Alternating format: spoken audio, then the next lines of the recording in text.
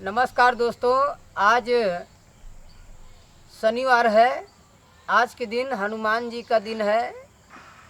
Gram सभा रायपुरी में बाबा हनुमान जी पधारे हुए हैं। कई दिनों से, क्या कई सालों से मंदिर बना है। वहाँ के पुजारी बटेश्वर महाराज उपाध्याय, जो कि बरजी के रहने वाले हैं, उन्होंने बहुत मंदिर का सेवा करते हैं, देखभाल करते हैं और जो है मंदिर का पुजारी भी हैं और उनका हृदय फ्रेश भी है। हनुमान जी का बहुत पूजा पाठ करते हैं वो। तो आइए उन्हीं के बारे में आप सभी को एक भजन सुना रहा हूँ। अगर कहीं टूटियाँ होगा तो आप सब क्षमा कीजिएगा।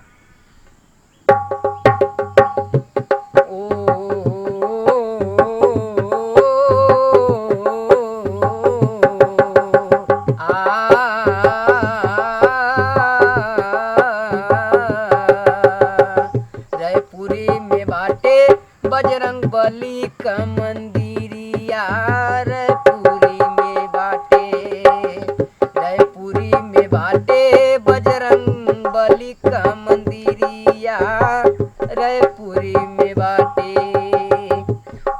बजरंग बली का मंदिरिया जहवा लागे भिरिया पावन नगरी बा, नगरी बा। रायपुरी में बाटे बजरंग बली का मंदिरिया रायपुरी में बाटे।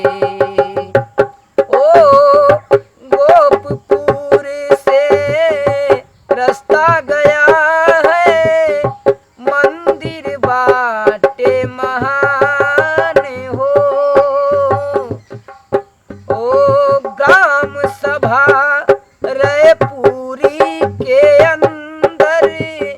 महावीर हनुमान हो। शनिवार मंगलवार होता है रामायण, शनिवार मंगलवार होता है रामायण, होता है सुंदर कांड हो।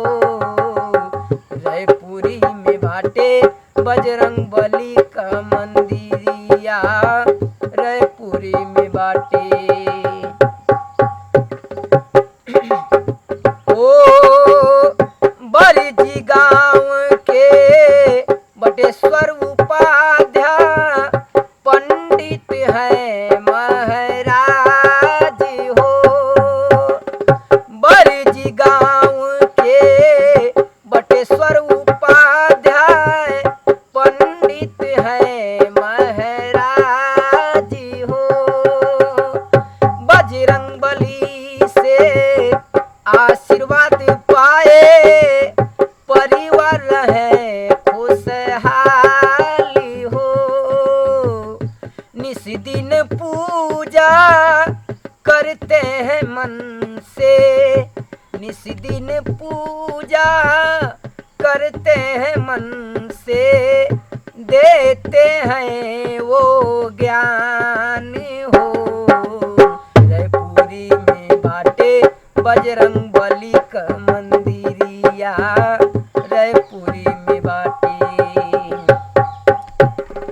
बगल में दुर्गा शंकर महान गाथा है दस्तान हो।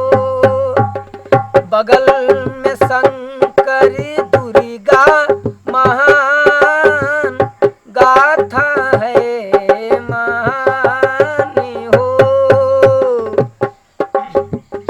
दूर दूर से आवे दुखियारी, दूर दूर से आवे दुखियारी, भक्त करे प्रणाम हो। रायपुरी में बाटे बजरंग बली का मंदिरिया रायपुरी में बाटे।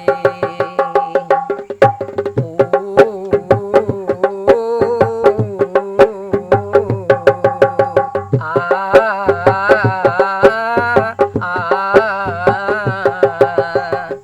बगले डपका भी सुन पुरबा बासारी पूरे गाँव हो। लोहरा पर्वत पुरी बाटई फौदीपुर भरपूर हो। लाला नगरी बा खास डेहरिया राहुल के घर खरगपुर हो। रायपुरी में बाटे बजरंग बली का मंदिरिया रायपुरी में बाटे बजरंग बली का मंदिरिया जहाँ लागे लभिरिया पावन नगरी बा रायपुरी में बाटे बजरंग बली का मंदिरिया रायपुरी में बाटे। दोस्तों अगर अच्छा लगेगा तो लाइक सब्सक्राइब कमेंट जरूर कीजिएगा, आशीर्वाद दीजिएगा। बोलो वीर बजरंग बली की।